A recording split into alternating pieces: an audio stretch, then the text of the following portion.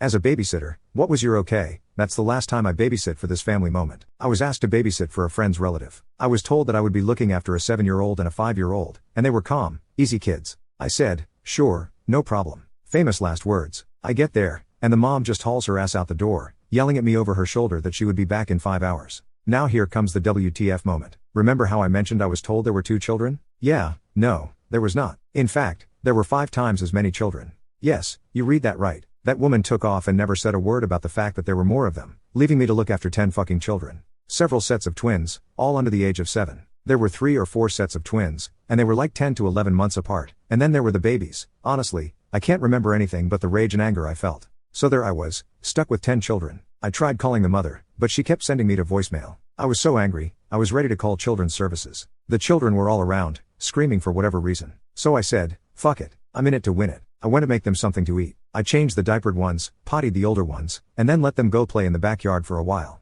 I was still seething with anger over the blatant deception as I cleaned up the kitchen. But it gets better. No, it doesn't. 5 hours later.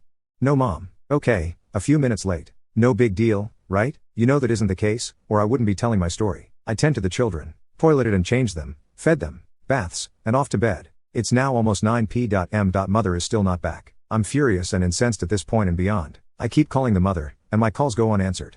Pissed, I call my friend and tell her to call her relative and tell her to call me or come home because I am beyond pissed at being deceived this way. My mother never came back that night, so the next day, I'm at it again. I call everyone in the family, including my friend. No answer. So I said fuck it and called the police. I explained the situation, and they said they would send someone. Nothing.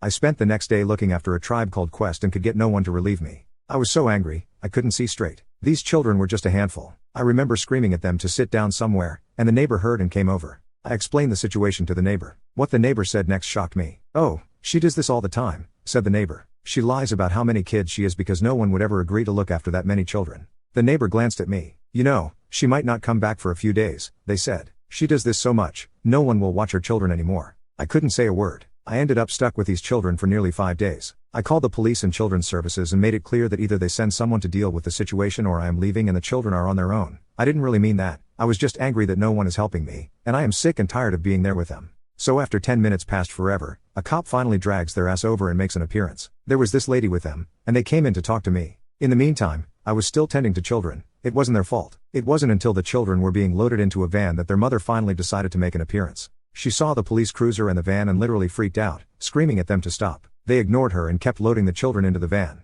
I stormed over to where the mother was, pissed and ready to kick her ass. What the fuck is wrong with you? I shouted at her. I've been stuck here with your children for damn near 5 days when you said you would be back in 5 hours. And you can bet your ass you will be paying